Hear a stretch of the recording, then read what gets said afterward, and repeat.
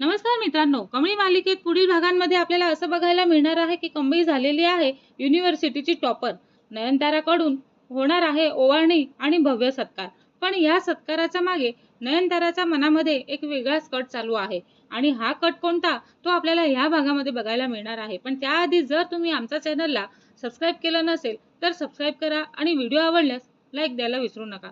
तर आपण पाहतो की कमळीने आयुष्यात खूप संघर्ष केलेला असतो. गरिबी, अपमान, टोमणे, अडथळे, पण तरीही तिने अभ्यास कधीही सोडलेला नसतो. काही महिन्यांपूर्वी नयनताराने रागाच्या भरामध्ये का होईना पण एका वचन दिलेलं होतं आणि ते म्हणजे, कमळी, जर तू परीक्षेत चांगल्या मार्काने पास झालीस ना तर मी स्वतः तुझी ओवाळणी करेल आणि तुझा सत्कार पण करेल. तेव्हा सगळ्यांना वाटलेलं असतं की हे फक्त बोलणं आहे, पण कमळीने मात्र ते मनावर घेतलेलं असतं. पण एक दिवस सकाळी विद्यापीठाचा निकाल लागतो आणि कॉलेजमध्ये गोंधळ उडालेला असतो. विद्यार्थी आपले निकाल पाहत असतात. कमळी थोडी घाबरतच रिझल्ट चेक करते आणि पुढच्याच क्षणी तिच्या डोळ्यामध्ये आनंद अश्रू येतात आणि ती म्हणते, मी पास झाले. आणि तिचा सत्कार पण कॉलेजमध्ये झालेलाच असतो. पण एवढंच नाही, कॉलेजचे प्राचार्य स्वतः तिच्याकडे येतात. अभिनंदन कमळी, तू फक्त पास झाली नाहीस तर तू संपूर्ण विद्यापीठात पहिली आलेली आहेस. क्षणभर कमळीला स्वतःच्या कानांवरती विश्वासच बसत नाही. संपूर्ण कॉलेज टाळ्यांच्या कडकडाटने दुमदुमून उठतं आणि विद्यार्थी तिचे अभिनंदन करतात.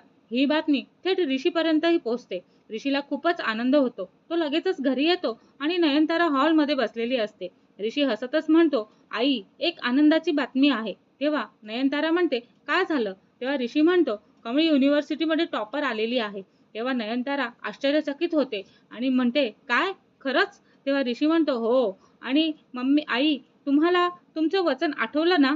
तेव्हा नयनतारा म्हणत असते की कोणतं वचन? म्हणजे नयनताराच्या मनामध्ये कमळीविषयी जो राग होता तो अजून कायम आहे. आणि ऋषी हसतच म्हणतो, तुम्हीच म्हणाला होतात ना की कमळी पास झाली तर तुम्ही तिची ओवाळणी करणार आणि सत्कार करणार. तेव्हा नयनतारा काही क्षण शांत राहते आणि तिला स्वतःचे शब्द पण आठवतात.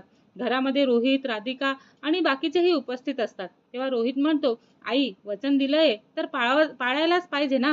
तेव्हा राधिकाही हसतच म्हणते, हो, रोहित सारखं ना, वचन दिलेलं आहे तर पाळायला पाहिजे.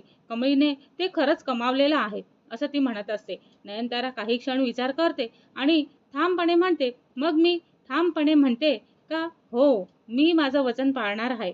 तेव्हा दुसऱ्या दिवशी अन्नपूर्णा हाऊसमध्ये मोठ्या सत्कार समारंभाची तयारी सुरू होते आणि फुलांनी सजावट होते.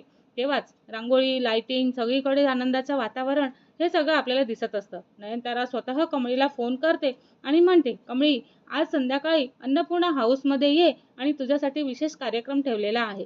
कमळीला विश्वासच बसत नाही आणि ती संध्याकाळी कमळी येते आणि सुंदर साडीमध्ये कमळी खूपच देखणी दिसत असते. तिच्यासोबत तिचे कुटुंबीय सुद्धा आलेले असतात. तेव्हा महाजन कुटुंबालाही आमंत्रण दिलेलं असतं. अनिका, कामिनी, रागिनी तिघीही तिथे आलेल्या असतात. पण त्यांच्या चेहऱ्यावरती आनंद नसतो, कारण आज सगळ्यांच्या तोंडी फक्त एकच नाव आहे, ती म्हणजे कमळी. कार्यक्रम सुरू होतो. सूत्रसंचालक जाहीर करतो की आज आपण अशा मुलीचा सत्कार करणार आहोत जिने संघर्षातून यश मिळवलेलं आहे, वाट काढलेली आहे आणि विद्यापीठात प्रथम क्रमांक मिळवलेला आहे. टाळ्यांचा कडकडाट सुरू होतो आणि कमळीला स्टेजवरती बोलवलं जातं. नयनतारा स्वतः हातात ताट घेऊन पुढे येते आणि हे दृश्य पाहून सगळेच जण स्तब्ध होतात, विशेषतः अनिका. कारण तिने कधीच कल्पना केलेली नसते की नयनतारा कमळीची अशी ओवाळणी करेल. नयनतारा कमळीची ओवाळणी करते आणि तिच्या कपाळावरती कुंकू लावते आणि म्हणते, अभिनंदन कमळी, तू आज स्वतःला सिद्ध केलेलं आहेस. कमळीच्या डोळ्यातून अश्रू येतात आणि ऋषी सर्वात जास्त आनंदी असतो. तो टाळ्या वाजवत म्हणतो की हीच खरी कमळी आहे. अनिका मात्र संतापाने मूठ आवळते. ही मुलगी प्रत्येक वेळी कशी जिंकते अशी ती विचार करत असते.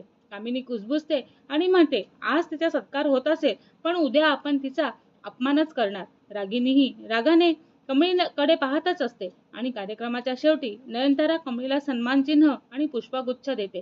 संपूर्ण हॉल टाळ्यांनी दणाणून उठतो आणि कॅमेरा अनिका, कामिनी आणि रागिनीच्या चेहऱ्यावरती जाऊन थांबतो. तर दुसरीकडे आपण पाहतो की ऋषी अभिमानाने कमळीकडे पाहत असतो आणि तिथेच हा एपिसोड संपतो आणि ऋषी आणि कमळीमध्ये एक वेगळाच अनुभव आपल्याला बघायला मिळणार आहे आणि तो म्हणजे प्रेमाचा. आता दोघांचंही प्रेम फुलणार आहे, पण नयनतारा कोणताच दुसरा नवीन कट रचणार आणि तिच्या मनामध्ये कमळीविषयी कोणता भाव आहे ते आपल्याला पुढील भागांमध्ये बघायला मिळणार आहे. पण त्याआधी जर तुम्ही आमच्या चॅनलला सबस्क्राईब केलं नसेल तर सबस्क्राईब करा आणि व्हिडिओ आवडल्यास लाईक द्यायला विसरू नका. धन्यवाद.